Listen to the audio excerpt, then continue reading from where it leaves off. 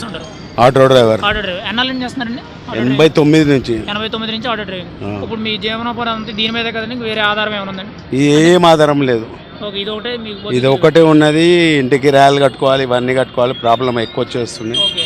అందుకు నిన్న గవర్నమెంట్ మహాలక్ష్మి అనే పథకం కింద పెట్టి లేడీస్ అందరికి ఫ్రీ బస్ ఇస్తున్నారు కదా, ఫ్రీ లాస్ మాకు చాలా డిఫరెంట్ ఎఫెక్ట్ పడుతుంది. ఎఫెక్ట్ ఎక్కువ పడుతుంది అంటే ఏ విధంగానండి మీకు? ఏ విధంగా లేడీస్ ప్రతి దానికి ఎక్కుతుండే, ఇక్కడ పోవాలి అంటే లేడీస్ నడవాలి ఎక్కు. ఇప్పుడు మొత్తం బస్సులో పోతున్నారు కాబట్టి మొత్తం అందరూ బస్సులో అంటున్నారు. అది ఇప్పుడు అంటే మామూలుగా కొంతమంది ఆటో డ్రైవర్లు ఏమంటారంటే, మేము లాంగ్ వేసుకున్న వాళ్ళు మాకు ఇబ్బంది లేదు, లోకల్గా సర్వీస్ చేసుకుంటారు కదా వాళ్ళకి ఇబ్బంది అని అంటారు. లాంగ్ అంటే వాళ్ళకు డబల్ ఇన్కమ్ ఉంటుంది, డబల్ పైసలు తీసుకుంటారు బట్టి ఇన్కమ్ వేరే ఎక్కడ నుంచి అన్నా ఇన్కమ్ ఉండొచ్చు కాబట్టి వాళ్ళు చెప్పడం తప్పు. ఓకే, మీరు మామూలుగా లోకల్ తోలేవారు. లోకల్ ఇప్పుడు దాంతోపాటు గవర్నమెంట్ కూడా ఆదాయం తగ్గుతుంది. బాగా తగ్గుతూ ఉంది మాకు కూడా. గవర్నమెంట్ అంటే ఇప్పుడు ఓలో ఊబర్ గిట్ అవి బంద్ చేస్తే మాకు ఏం ఎఫెక్ట్ పడదు. మీరు ప్రెజెంట్ అయితే ఓలో ఊబర్ మీద కొంచెం డిపెండ్ అవుతున్నారు. ఏమైతేలే మేము లోకలే వాళ్ళకి మేము సంపాదించి వాళ్ళకి పెట్టాలి ఎందుకు. ఓలో ఊబర్ అవన్నీ మీ దగ్గర ఎంత కమిషన్ తీసుకున్నాయండి సుమారుగా? 30% తీసుకుంటున్నాను 100కి. ఇప్పుడు 30% తీసుకోక మళ్ళీ మీకు బండి మెయింటెనెన్స్, డీజిల్ అవన్నీ పోగా ఏం మిగిలినడం లేదు. అది మీ సుమారుగా అయితే రోజుకి ఎంత సంపాదిస్తారండి?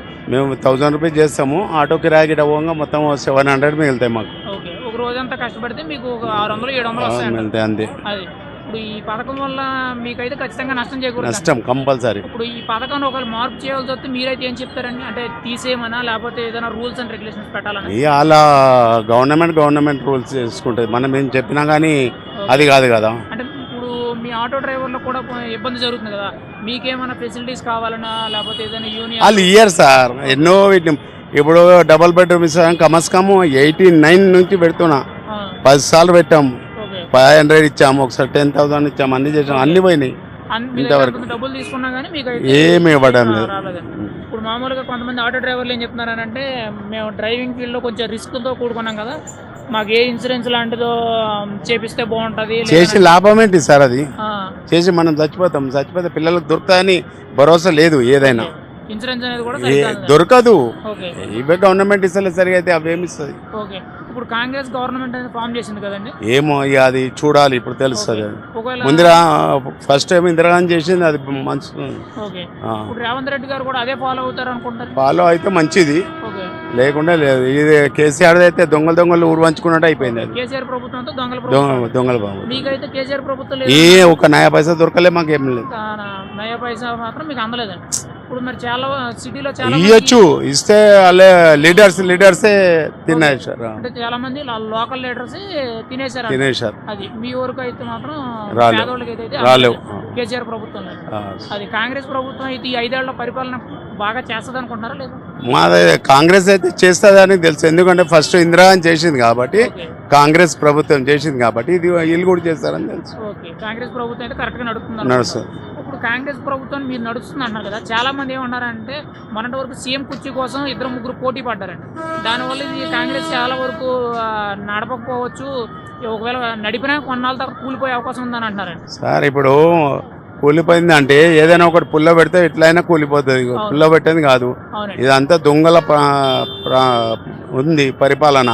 ఇప్పుడు ఆయనకు వచ్చి మంచిగా చేయడానికి పోతే చెడు చేస్తారు. మీకైతే రేవంత్ రెడ్డి గారు పరిపాలన మంచిది చేస్తాడని మేము అనుకుంటున్నాం. రేవంత్ రెడ్డి ప్రభుత్వం మంచిగా చేస్తారని తెలుసు అనుకుంటున్నారు. కేసీఆర్ ప్రభుత్వం అయితే బేకార్. కేసీఆర్ ప్రభుత్వం బేకార్. అసలు మీకైతే ఏ లబ్ధి ఒక్క నయా పైసా చదవలే.